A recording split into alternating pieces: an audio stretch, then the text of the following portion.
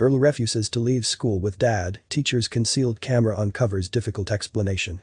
She watched from her classroom window as students filed out of school. The clouds above were becoming darker now, hinting at another stormy evening.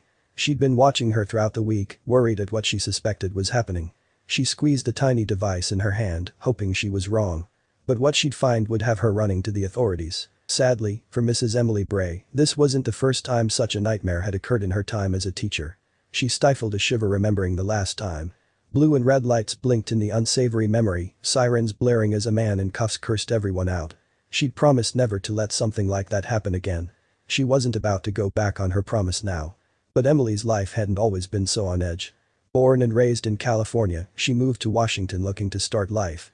A graduate with a music teaching degree, she quickly found a high school where she could mentor and guide young kids who wanted to step into the world of music. She expected the road ahead to be easy, but soon found out it was anything but. Emily was in her 7th year of teaching when the girl walked into her class. This had been 5 years after the first incident, and the music teacher was more than vigilant. The girl, Alice, had just turned 15 and was a freshman with her whole life ahead of her. But from the get-go, Emily couldn't shake the feeling that something was terribly wrong. It all felt familiar, from Alice sitting alone during class and breaks to how her mind always seemed far away from where she was. Her gaze would be fixed onto an unseen horizon whenever Emily caught a glimpse of her, which was worrying. As an expert on kids and their behavior, it didn't take long for the teacher to theorize that the girl needed help. As anybody in her position would do, Emily took a great interest in Alice's welfare. She'd seen students withdraw from class before, knowing it was normal. But this seemed like a unique case. She'd never been one to ignore such cries and would always go out of her way to help. But with Alice, nothing seemed to make any sense. Alice rarely talked in music class. She never laughed at her classmates' jokes or held conversations longer than needed.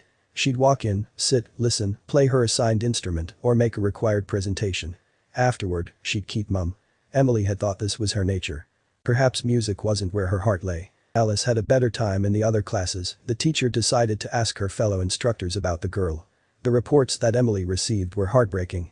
Most teachers told her that the girl seemed to be in her own world longer than usual, often staring out of the window, lost in thought. It was such a big shame because all of them agreed that she seemed like a gifted girl mentally. Even worse, some feared that whatever was happening at her home must have been so gruesome that she couldn't even ask for help. Emily listened carefully. Some teachers theorized that the new school environment was why Alice was closed off. They advised Emily to give her some time before talking to her. Seeing reason, Emily made the mistake of waiting. But a week after Alice's arrival, she saw something outside the school grounds that had her throwing caution to the wind. The rainy season was in full effect and the fields, parking lots and tarmac roads were filled with rainwater. The school compound was cold and gray and the skies above were a constant mass of swirling storm clouds. Emily watched as a red van stood defiant in the late afternoon downpour just outside the school compound.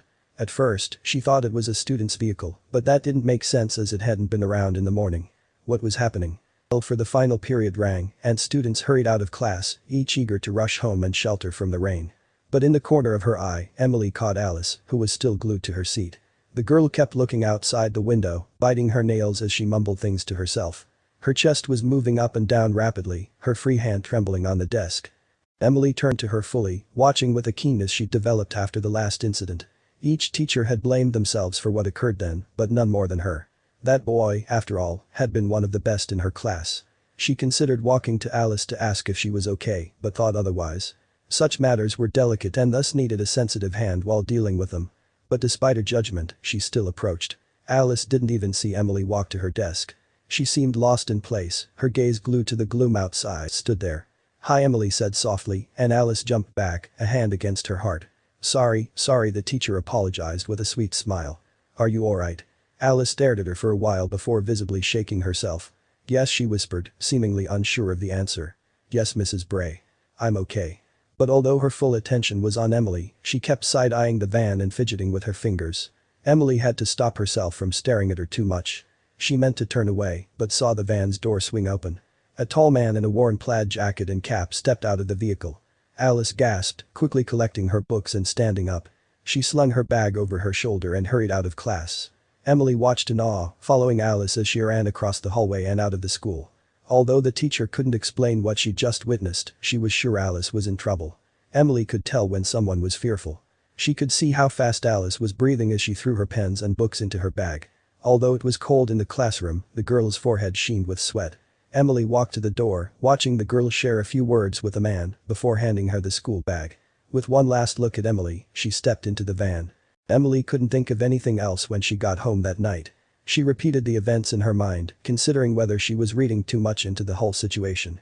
Why did Alice wait so long before going to the van? The man stepping out of the vehicle made her hurry out. Were they related? The teacher didn't have much to go on. Asking Alice if everything was okay back home would yield little. There was a high chance she would lie because of fear and become even more elusive. Emily couldn't trail her after school. Although noble, her efforts could get the girl into more trouble than she was in already. She decided to watch her closely, hoping she'd pick up on something that would hint at what was happening. Emily was the first faculty member to report to school the following morning.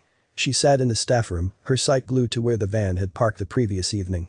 Minutes counted by, and it wasn't long before Alice walked through the school's parking lot, her backpack clutched tightly and her eyes bouncing all over the place. But that's not the only thing that caught Emily's attention. The red van was back, the tall man in the plaid jacket and cap watching as Alice walked into school. After lingering for a few seconds, he hopped into his vehicle and screeched off. Emily ran out of the staff room, almost colliding with Alice, standing at her locker. The teacher braked, compassing herself before greeting Alice. She would get to the bottom of this mystery if it were the last thing she did. After a quick greeting, she asked Alice if she wanted an apple or a cup of teacher's coffee and cinnamon buns from the staff room. She was glad when Alice nodded yes with a shy smile. Since most teachers weren't in yet, Emily asked Alice to sit so they could talk about how she was finding the new school.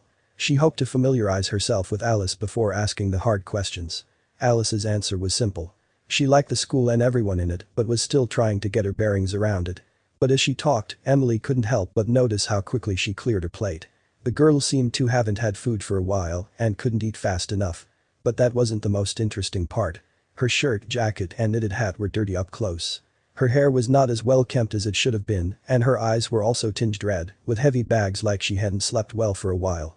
She pulled out her phone and asked Emily if she could charge it. She explained that there was a faulty power line at home and she had difficulty charging her devices. Seeing it as another way to strengthen their bond, Emily agreed to the request. She plugged the phone behind her desk and served Alice another bun. They had a long conversation about Alice's past before classes started. Emily learned that the girl was from Arizona and had moved to their town with her dad and little sister. But Alice didn't explain why her clothes were dirty or why she seemed sleep-deprived and starved. The man with the red van was her father. Simply bringing him up seemed to cast a shadow over Emily's conversation with Alice, so she didn't pry.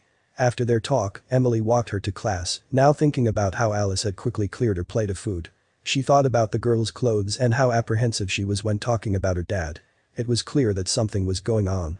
Emily shadowed Alice throughout the day, noticing that although she seemed lost in the crowds of students, she was sharp and witty with her responses and answers. Late afternoon came by quickly, and everyone ran to their respective vehicles to avoid the building rain.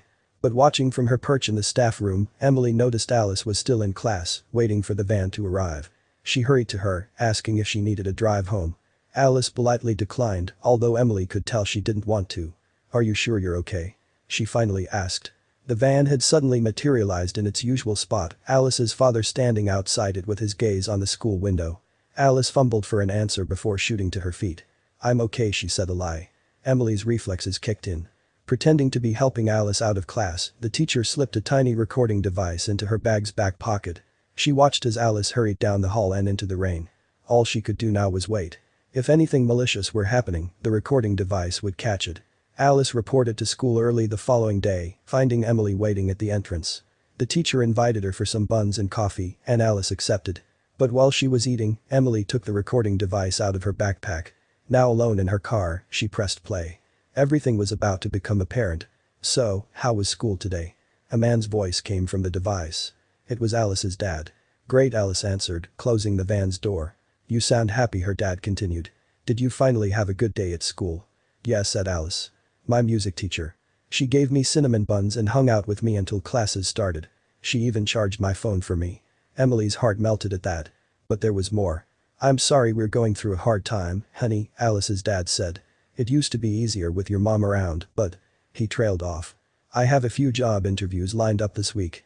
The first thing we'll do when a paycheck comes is get the power connected, okay? We'll also go clothes shopping, anything you and your sister want. Just hold on." Emily's eyes grew wet as the rest of the recording played. But although she was glad history wasn't repeating itself, she knew there was still more to this mystery that she needed to uncover. Disclaimer. To protect the privacy of those depicted, some names, locations, and identifying characteristics have been changed and are products of the author's imagination. Any resemblances to actual events, places, or persons, living or dead, are entirely coincidental.